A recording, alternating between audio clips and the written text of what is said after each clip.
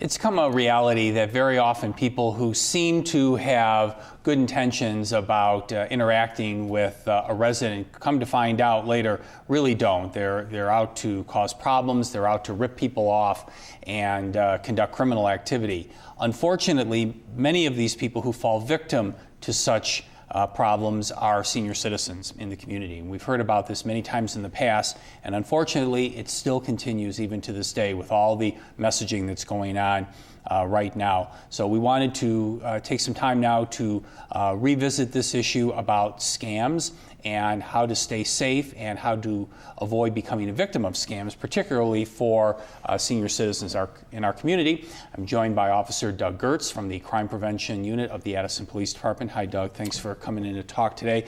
Unfortunately, these issues are coming up again. We've had issues just very recently where senior citizens, unsuspecting, have gotten ripped off, and I mean terribly so. Lots of money taken because they thought that something was legitimate. In reality, it wasn't.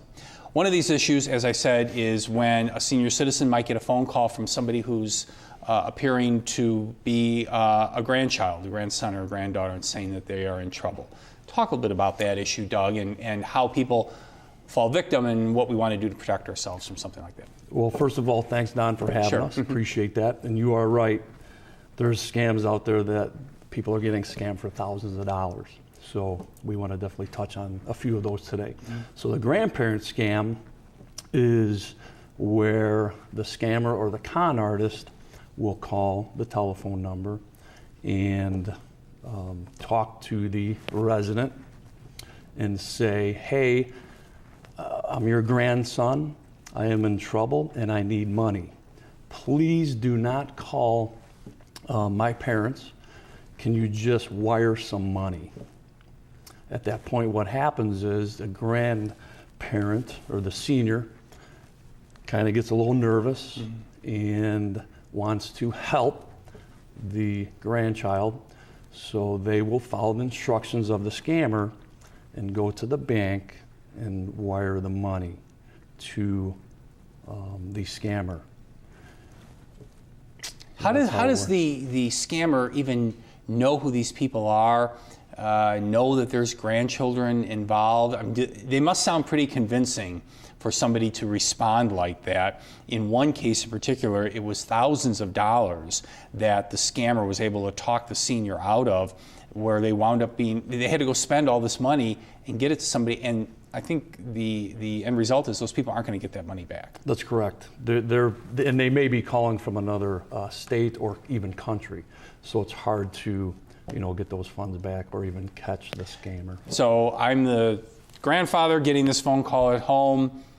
Before I react emotionally, what should I do? I would say hang up, and you might have caller ID. Hopefully you do. Some people do, some people don't. So you'll have a number maybe. And then call your son or daughter, no matter what time of day it is, right, nighttime, whenever, because they'll usually try to call, at nighttime or in the morning where, somebody's not really thinking logically. They're still tired, or they are tired and they're about to go to bed. So hang up, call your son or daughter, and then say, hey, I just got a call from possibly my grandchild. Are the kids okay? Are the grandkids okay? And correct. Yes. Yeah. All right. Another phone-related issue, Doug, is something that this is pretty new. It's this phone call where they ask, "Can you hear me?" And very often it's automated. It's not a human voice saying it, but of course it sounds really good. And what's the first thing that we want to say? Right. But we're telling you don't say it now, right? Right. What they're looking for is for you to say yes. Can you hear me? If you say yes, they're now signing you up for different products to sell you. Well, they're recording it now, right? You've been recorded, but you didn't know that, obviously, ahead of time. Exactly. Okay? So then that's where they say, okay, you now have said yes to all these products. Now they're going to demand payment. Okay.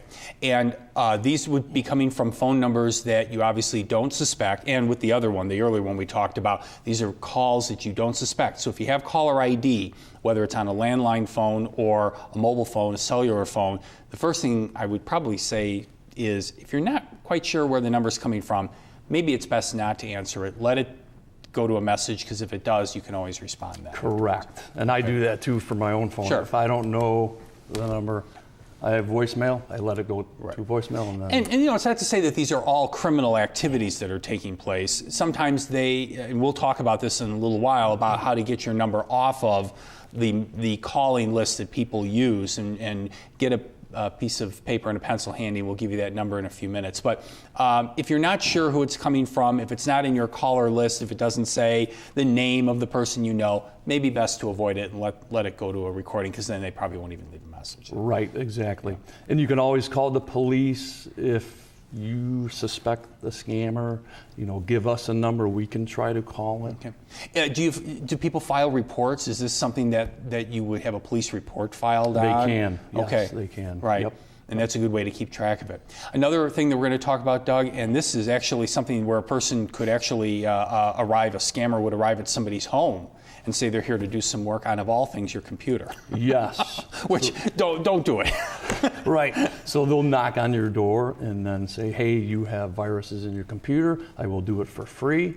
And now they are in your home, taking some of your items. And going right in your computer, which has a lot of vital personal information. We put numbers, we put account numbers, we put names and so on. And that's like taking all of your personal information. We talk about identity theft. I mean, they could grab everything, right? Right. And we tell, if somebody comes at your door, we tell the residents, hey, if you don't know them, do not let anybody in. Number one. Number two, if for us, absolutely call us. And if you can get the description of their vehicle, maybe a plate number, and then the description of them from head to toe, that helps. I know utility companies, Doug, will go out of their way to remind any resident, regardless whether it's a senior citizen or not, that all utility company employees have identification with them. So if ever anyone comes to a person's residence, to their door, starts going into the backyard because they're going to do some work, you should always make certain that that person is identified either by the vehicle they have or their identification. And I know the police department has gone to great lengths to tell the senior community about that. Yes, you're exactly right. And let's say you do not get a call from the company, you can always call the company. Let's say it's ComEd or NICOR in your backyard. You can call them and say, hey, I live at such and such address. Are you doing work in the area today? You got it. Yeah. You got it. There are ways where people can connect in the community, and that's really one of the issues we're talking about, particularly with seniors, is we want them to stay vigilant, not to be afraid, not to live in fear, but just to be aware of things. And there's a real good resource right here in Addison that I know the police department has a long-standing partnership with, and that's the Addison Park District Senior Citizens Club, right? There is, yes. And Teresa Grodsky heads that up with the seniors. So every Tuesday at noon, they go over there and they have cake and coffee and they play games. And then we will go there at least once a month, sometimes twice a month, to talk about these different scams and just to visit with the residents. And it's good for a senior, particularly a couple or maybe someone living alone, to stay connected with their peers, people their own age, but also to find out what's going on in the community. Because I think a lot of times as people maybe withdraw a little bit, they aren't working full-time jobs, they're not out in the community as often. If you lose touch with these things that are happening and these things that come up in the news, as difficult as they sound, you could fall victim to them very quickly out of something that you really were just acting more out of really being innocent and not knowing about it than anything else. Right, exactly. And you can help yourself by going to something like the Seniors Club. Absolutely. And getting involved. And you said you go over and make presentations occasionally. Yes, we've done the scam presentation, like who's knocking at your door. Right. When ComEd comes to your door, what should they be wearing, like you touched on. And it was a hit. It did well. Yep. How about the number that we want everyone to jot down? If you don't already have this information, this is a good time to take advantage of it. What's the telephone number for that? It's the do not call list, right? Right. Do not call registry. It's 888 382-1222.